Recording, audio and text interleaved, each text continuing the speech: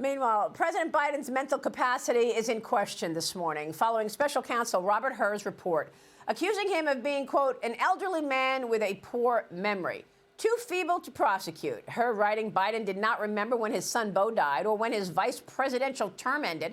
Republican and Democrats are claiming that the report could damage Biden's 2024 reelection. Here's former Director of National Intelligence John Ratcliffe with me yesterday on Sunday Morning Futures about the legal impact of this report.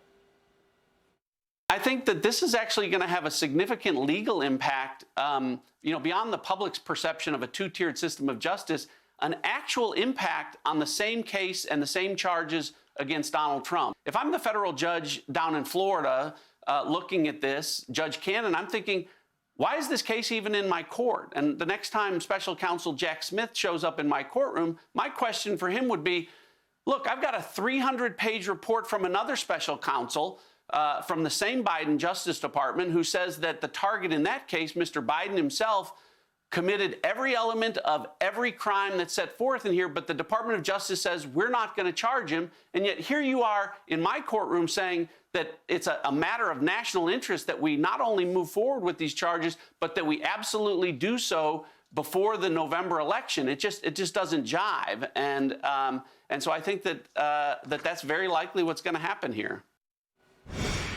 Joining me right now is former Acting U.S. Attorney General Matthew Whitaker. Good to see you, Matthew. Thanks for being here. What is your reaction to all of this, and in particular, the legal implications of that special counsel report? Yeah.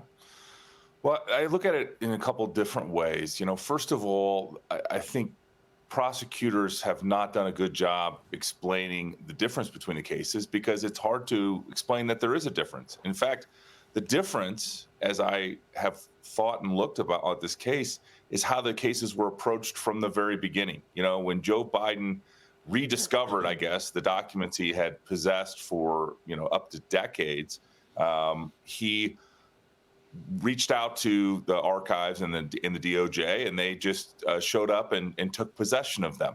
Obviously, in the case of Donald Trump and Mar-a-Lago, they conducted a raid on the former president's house, and with a full show of the force of the law, and that's, I think, we're at the starting point. And then you get into the reasons why they declined prosecution on Joe Biden, and really the only reason they can point to was his mental state, is the fact that he would be a sympathetic elderly man with memory issues, and I think that's dramatically inconsistent with how law is done. There's equal justice under the law, and right now that's not what we see in this case.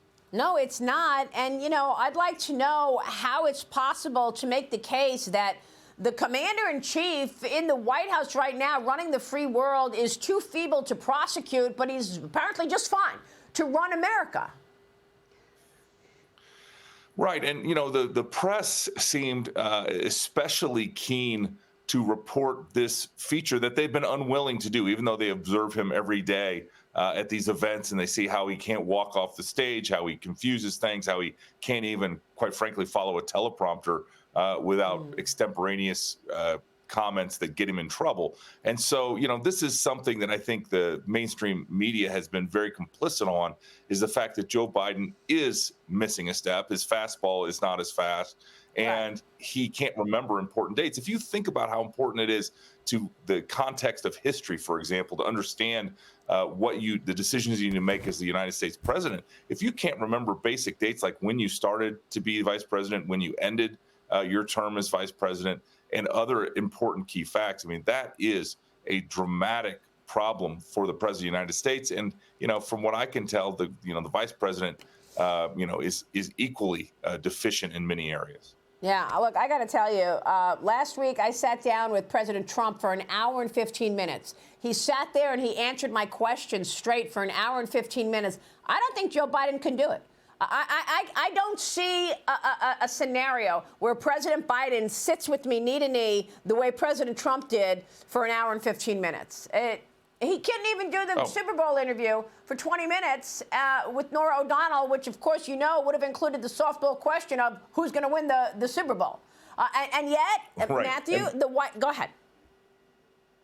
No, and what his flavor of ice cream is. I mean, let's be honest. It's not just sitting down. It's not just sitting down with you, Maria, or the CBS, friendly interview. It's the fact that there's an easy way for Joe Biden to prove that he is up to the job, and that is to take press conferences, to sit down for longer interviews, and he can't do it. And that's why you don't see him doing it. You see him in highly scripted public events, reading off a teleprompter, not taking questions. And if he does take questions, they're off a card. The next day, I was shocked to see him sit down with the German chancellor and, again, have his note card and specifically read off of those cards with no extemporaneous opportunity to, screw up random questions that he might have to take.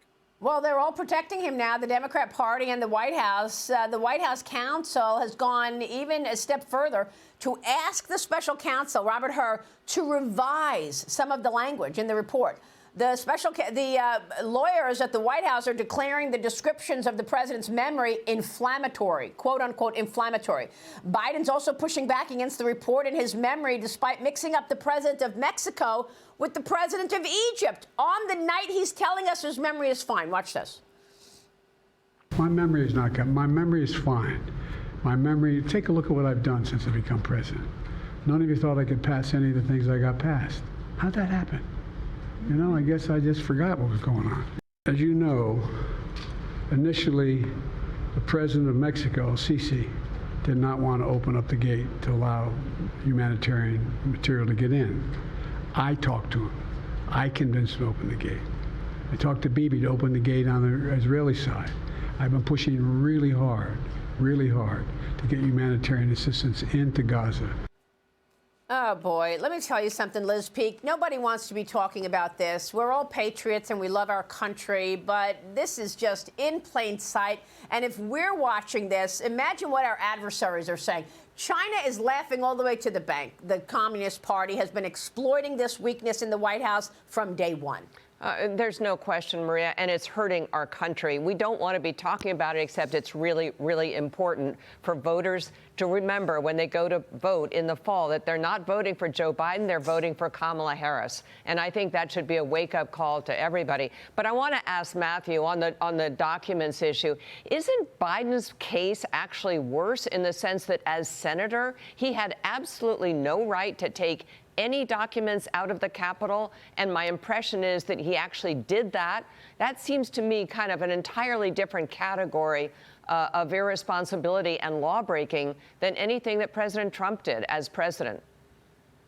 No, you're absolutely right. And, if you think about these cases, Joe Biden actually had to have taken these documents from the Senate SCIF in a clandestine manner and snuck them out. And remember, as vice president, he doesn't have the same ability to declassify documents, nor does he have the Presidential Records Act that allows him to retain all documents and has a process for determining what he can and can't keep. So, yeah, the cases are quite different. And in every instance, Joe Biden's case is worse. But again, they had to find a hook to get him off. You knew that they were not going to charge Joe Biden in this case. And so they found this mental capacity issue, which is, caused all sorts of political consequences for the White House.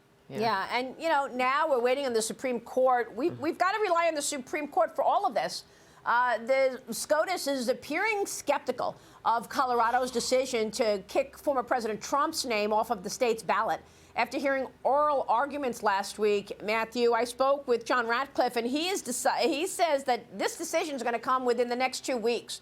And he believes that the Supreme Court will ultimately rule in favor of Trump, and that name will stay on the ballot. Your reaction, what are you expecting? Yeah, well, first of all, John's a great guy and a good friend of mine, and I agree with him. I mean, if you listen to that hearing, it was pretty clear that all 9 of the justices were skeptical that Colorado had the ability to keep Donald Trump off the ballot for many different reasons, whether it was due process or other arguments. But, it's the difference between politics and law. It's very easy to, make these throwaway statements in politics, but in the law, these words matter, that the Constitution has meaning and structure. And so it was very good, I think, that the Supreme Court brought an adult voice to the room to discuss how ridiculous what Colorado was trying to do. Well, I mean, look what we're all dealing with right now, AG. The fact is that when Joe Biden chose Kamala Harris to be his vice president candidate or his running mate, you know, it feels like they chose her for all the wrong reasons. And I spoke with President Trump last week, and I said to him specifically, what is your criteria for choosing your running mate, for choosing your vice president? And he said there's only one thing to know. You have to believe that that person can step in, can be the president at any time, because things happen, President Trump told me. Now, here we are. Things are happening. People are worried about Joe Biden. And we're all questioning whether or not his VP pick, because she checked all the boxes that he wanted, is actually ready. No, you're absolutely right. And this is where, you know, identity politics always bites the left because, you know, she was chosen solely because she checked multiple boxes in one person. And I think Donald Trump is absolutely right. He is going to pick somebody that can do the job from day one, because you never know. And we're seeing the decline in Joe Biden in real time before our very eyes. And, you know, obviously the number 2 vice president can't step in and do the job. Matthew, good to talk with you. Thank you, sir. Matthew Whitaker, former Attorney General, joining us this morning.